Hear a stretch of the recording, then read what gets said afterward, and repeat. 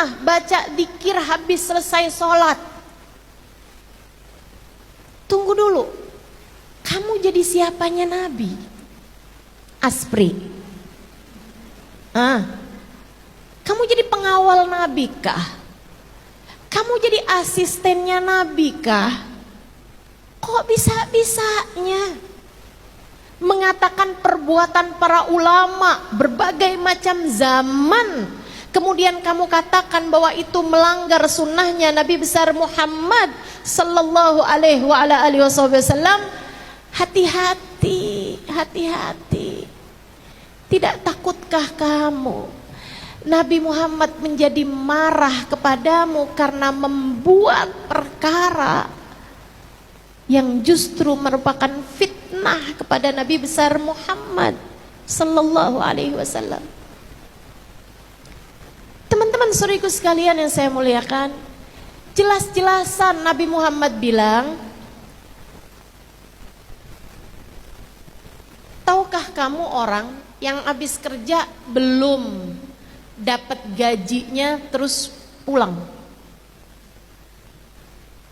Ya nyesel Rasul, rugi Rasul, kenapa kok belum dapat gajinya dia pulang? Demikian pula orang yang habis selesai sholat dia langsung berdiri nggak pakai doa, itu sama kayak orang habis kerja belum terima gaji sudah keluar.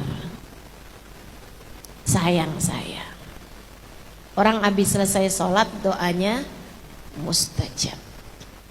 Jadi teman-teman, para ulama-ulama kita yang punya sanad sambung sama Nabi besar Muhammad sallallahu alaihi wasallam, guru-guru kita yang tidak hanya mempelajari kitab, akan tetapi mempelajari ilmu dari yang mengajarkan kepada mereka kitab. Dapat ilmunya bukan hanya dari kitab, tapi dari perbuatan, dari tingkah laku orang yang mengajarkan kepada mereka kitab tersebut.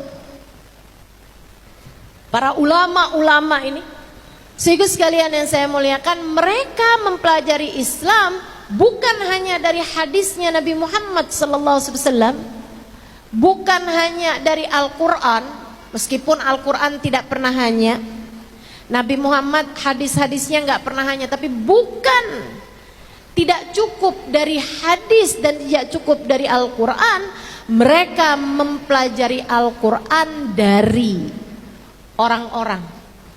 Mereka mempelajari hadis Nabi Muhammad dari orang-orang, yang orang-orang ini mendengarkan hadis Nabi Muhammad dan Al-Quran dibacakan dari orang di atasnya, dari gurunya. Gurunya mendengarkan Al-Quran dibacakan, dan juga hadis-hadis dipraktekkan dari gurunya.